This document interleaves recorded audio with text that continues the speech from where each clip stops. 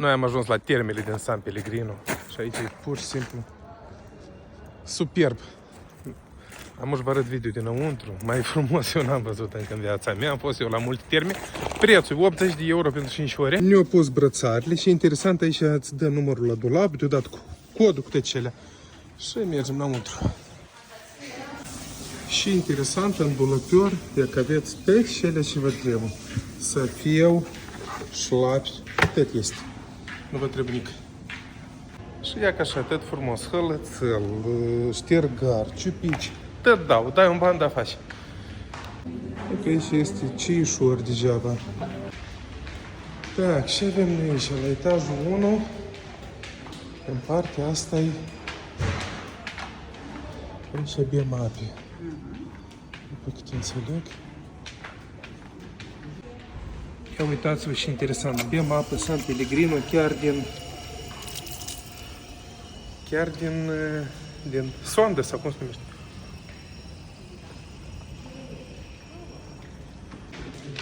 Так, la etajul 2 acolo sunt diferite saune cu sare, cu un alta, nu mai filmeți chestii lumii. Și până să-i plac. Aici e aromaterapie în fel, da? Aveți aici tipui, aici iar e sauna. Nu filmez înăuntru, de acolo am venit. E multă lume și am ușa să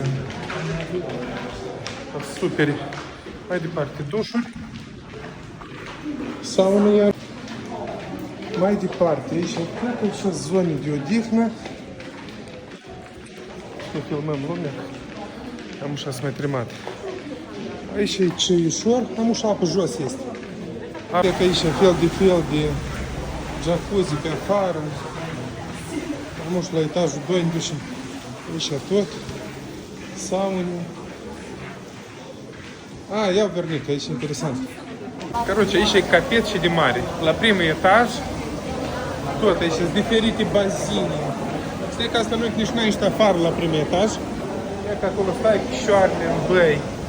Aici всякие bazine. E că aici încă bazine.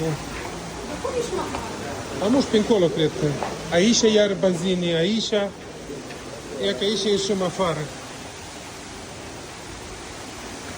Pe încolo sunt bazinele de afară. Trebuie să vă arăt cum sunt termele pe afară. Aici tot e superb, tot e super. Nu filmeți oamenii, că am probleme. Nu știu să vă spun, mai serios spa, eu în viața mea nu am văzut băi termale, ca este din San Pellegrino, e top. Top, nici până am părea că în Budapesta, serios.